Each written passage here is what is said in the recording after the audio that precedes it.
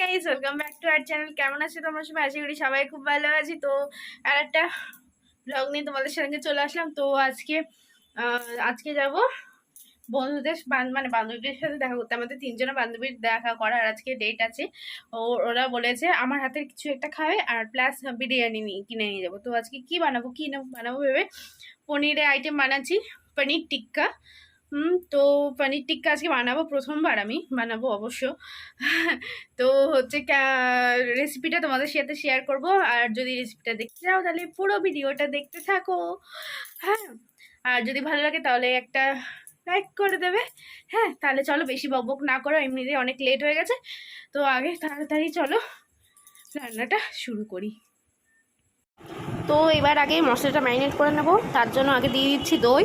এখানে আমি 3 টেবিল চামচ মতন দই নিয়ে নিয়েছি, টক দই দিয়ে দিলাম। এবার দেব চাট মশলা, এটা 1 টেবিল চামচের মতন দিয়ে দিতে হবে, ঠিক আছে।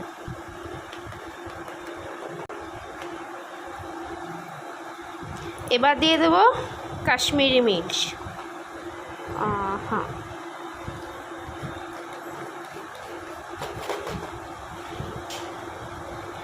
এরপর দিয়ে দেবো আদা রসুন বাটা, একদম সামান্য পরিমাণে দিয়েছি এটা, ঠিক আছে।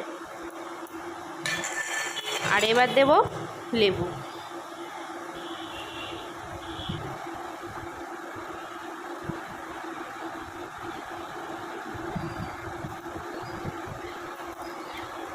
আর এবার দিয়ে দেবো তেল।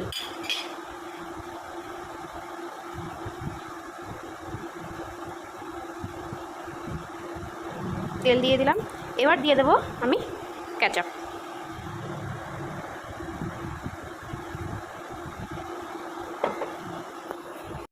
আমি ভিডিও অন করতে ভুলে গেছিলাম। আর এখানে আমি দিয়ে দিয়েছি হলুদ গুঁড়ো। এবার এটা ভালো করে ফেটিয়ে নেবো। আমি লবণটা দিইনি, লবণটা দিয়ে নিচ্ছি। লবণটা স্বাদ মতন দিতে হবে। আমি হাফ চামচ মতন লবণ দিলাম। এবার এটা ভালো করে ফেটিয়ে নেব। আর এখানে আমি নিয়ে নিয়েছি 200 গ্রাম পনিরগুলো কেটে নিয়েছি। এইভাবে পনিরগুলো তোমরা নিজের মতন ভালোভাবে কেটে নিতে পারো। আর এখানে আমি কেটে নিয়েছি ক্যাপসিকাম আর পেঁয়াজ, এরকম চৌকো চৌকো করে, মানে পনিরের মতন সাইজ করে আমি ক্যাপসিকাম আর পেঁয়াজ কেটে নিয়েছি।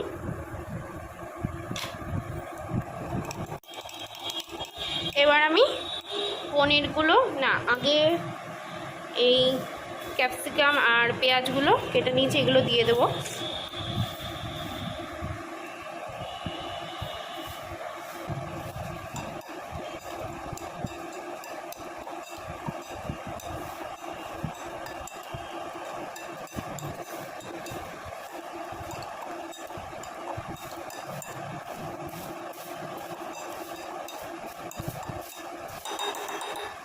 এবার পনিরগুলো দিয়ে দেবো আস্তে আস্তে।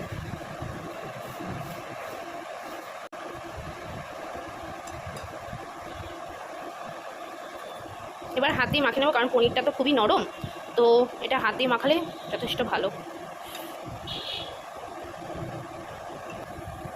আমার ম্যারিনেট করা হয়ে গেছে, কিন্তু তারপর মনে পড়ছে আমি গোলমরিচের গুঁড়োই দিতে ভুলে গেছি।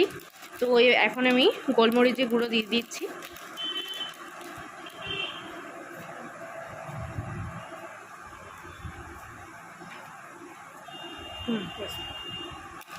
এবার এটা আবার ভালো করে মাখিয়ে নেবো। তোমরা ভুলে যেও না, কারণ পরে মশলা দিয়ে না মাখাতে একটু প্রবলেম হয়, সবগুলোর সাথে মেশে না ভালোভাবে। তো এটা অনেকক্ষণ ধরে আস্তে আস্তে মাখিয়ে নিতে হবে। সব মশলা ভালোভাবে মেশানো হয়ে গেছে। এবার এটা ঢাকা দিয়ে আমরা আধ ঘন্টার জন্য, মোটামুটি আধ ঘন্টা রেখে দিলে ম্যারিনেট ভালোভাবে হয়ে যায়। তো এটা ভালোভাবে ম্যারিনেট করার জন্য আধ ঘন্টা রেখে দিচ্ছি। তো তারপরে চলে আসছি আমরা আবার ভিডিওতে নেক্সট স্টেপে আধ ঘন্টা পর, ঠিক আছে। তো আমার ম্যারিনেট করা হয়ে গেছে পনিরটা। আর এখানে আমি কতগুলো স্টিক নিয়ে নিয়েছি। এই স্টিকগুলোর মধ্যে এবার পনির, ক্যাপসিকাম আর পেঁয়াজগুলো ভরে নেব।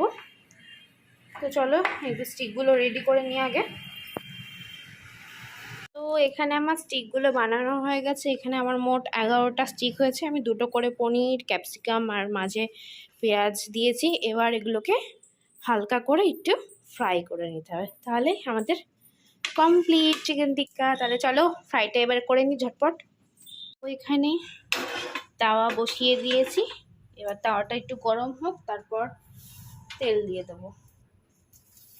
অয়েল দিয়ে দিচ্ছি, তোমরা চাইলে বাটার দিতে পারো, আমি আর বাটার দিচ্ছি না, আমি নর্মাল অয়েল দিচ্ছি।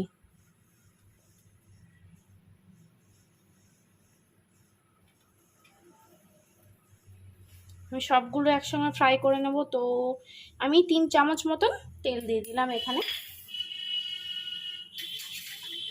এবার অয়েলটাকে একটু ব্রাশ করে নেব।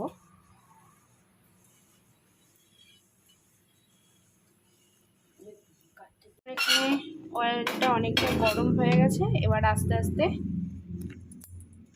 টিক্কাগুলো দিয়ে দেবো।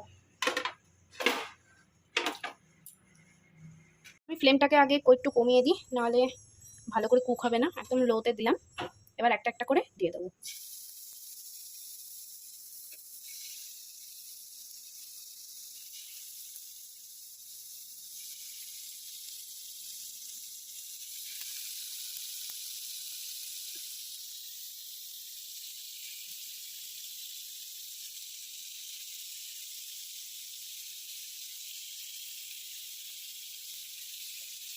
সবগুলো দিয়ে দিয়েছি, এবার আস্তে আস্তে এক একটা দিক আস্তে আস্তে করতে হবে, যে তাড়াহুড়ো করা যাবে না। আর একদম লোতে দিয়ে দিয়েছি আমি ফ্লেম। মানে আমি হালকা হালকা করে ফ্রাই করে নিচ্ছি, আর নিচে লেগে যাচ্ছে পনিরগুলো, কারণ পনিরগুলো ভীষণই সফট, তো হালকা হালকাভাবে একটু ফ্রাই করে নিচ্ছি আমি। এবার আমি একটা একটা করে হালকা হালকা করে টস করে নেব, মানে একটু পুড়িয়ে নেব, যাতে কাঁচা ভাবটা না থাকে।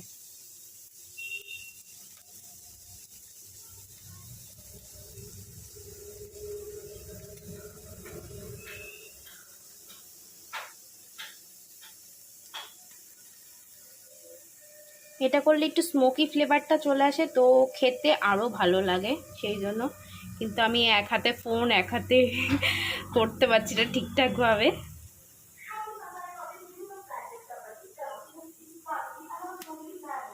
লেগে গিয়েছিলো, সেগুলো আমি একটু হালকা করে ফ্রাই করে নিয়েছি, আর এগুলো এখানে তো রেডি, পনির টিক্কা রেডি।